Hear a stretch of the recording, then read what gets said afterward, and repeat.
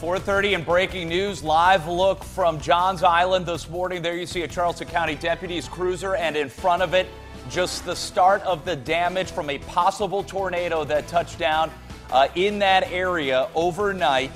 And you can see the damage is extensive. According to the sheriff's office, property damage is quote-unquote significant.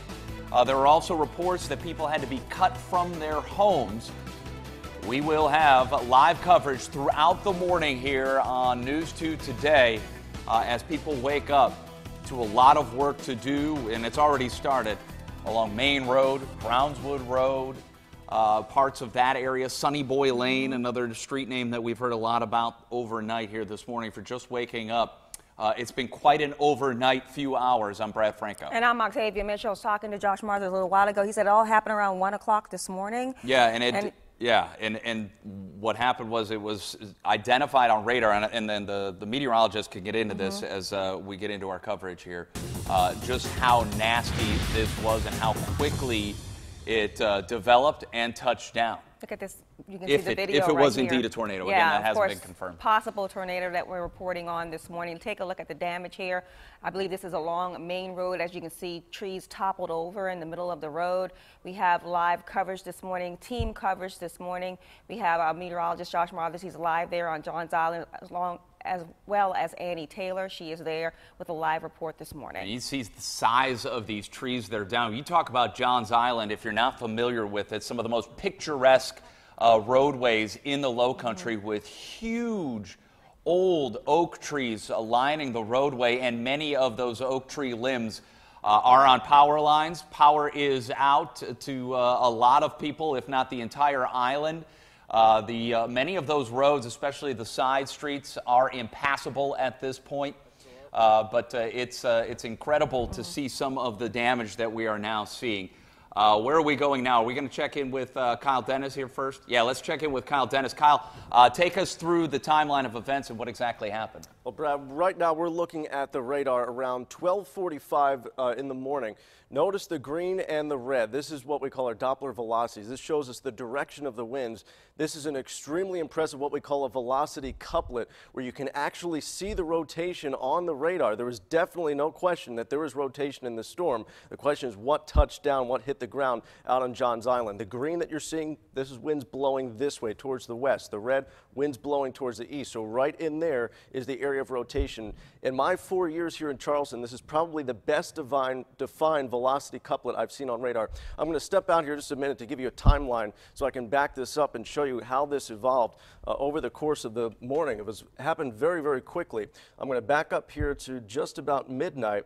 You can see there's no evidence of that velocity couplet anywhere on here, but as we come into just past 12:30, just to the north end of Kiowa Island, you start to see a little bit of rotation, and then bam, it just exploded very quickly over Johns Island. This is right near Fenwick Crossroads around 12:45, and from there it moved off towards the north and gradually dissipated as we made our way until to about 1 o'clock in the morning. Hey Kyle, can I interrupt you? Yeah. Last night, 6 o'clock, if people were watching, Rob was talking about that complex of storms after the main batch went through. We kind of got that dry slot, if you will, and there was that grouping of storms offshore at about 6 o'clock. Is that what moved through here and generated that tornado? This was a separate batch of storms. Okay. What happened was, we've been talking about this coastal storm for the last couple of days. It's been sitting offshore. If I go to the current satellite and radar, you can kind of see what we're talking about. Let me widen out here. You can see the current evolution of the satellite and radar. Notice this big, looks like a big comma shape. This is a very large storm system that we've been talking about over the last couple of days. It's been backing in from the ocean. And what we've been seeing is a stream of showers and storms coming in off the ocean. So that particular complex that Rob was talking about at 6 o'clock, that one had already moved through. We had another batch of storms that developed over the ocean and moved in. Actually, we're seeing more right now. Now, this is not severe weather. What we're seeing now is just really plain old showers. If we go to the current zoom in here to what we're seeing right now, you can see some heavy rain and a couple of lightning strikes over Jamestown right now up in Berkeley County.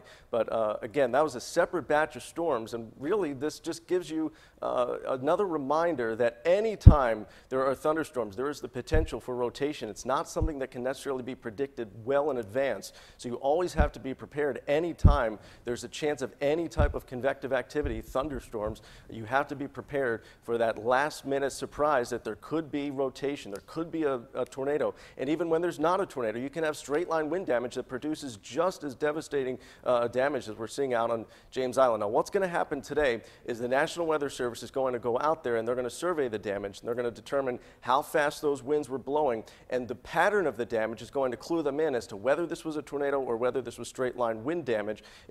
A lot of times they look for damage kind of in a swirl pattern. That gives you an idea that this was a tornado and not straight-line winds, but that's going to be something that they're going to be looking at today, and then determining if it was a tornado, how fast those winds were blowing, and then we'll get a rating on the enhanced Fujita scale for exactly what this tornado was, if in fact it was a tornado. Brad? So basically, Kyle, you're saying that the straight-line wind damage can cause just as much damage as that tornado. Absolutely. You can have straight-line winds going 70, 80, 90 miles an hour or more, but a tornado obviously is going to create that damage in that swirl pattern, and it looks very likely that this is a tornado based on what I'm seeing on radar. So I think we are going to get a confirmed tornado out of this. It's just a question of how fast were those winds blowing and what was the rating. And of course, when the sun comes up this morning, we'll have a much clearer picture of the damage out on Johns Island. All right, thank you, Colin. We're already getting an idea of how bad it is, and it's dark out there. You just have basically the lights from our cameras, headlights, and some spotlights from patrol cars and the fire department. News 2's Annie Taylor has been out there for a little while now, and some of the video you put up on Twitter, Annie, this is just kind of scratching the surface of the damage areas. Yeah, that's right, Brad. And like you're mentioning, it's very dark outside. Right now, that's the problem, that a lot of volunteers as well as the police and fire, and you can see that some of these roads are cleared a little bit. Coming behind you, Mike. But yes, tons of damage out here when it comes to fallen trees. We had a report of a trailer with the roof blown off of it. We are on Brownswood Road at the very end of it. We were at the other end because it was blocked off in the middle. And that's where we spoke to volunteers who were down there, as well as the local, the county sheriff's department. And they said that they are manning the roads. The volunteers were actually taking chainsaws to the fallen trees that were down on the roads, trying to clear them away. Those locals, some of them heard the tornado, if it was a tornado.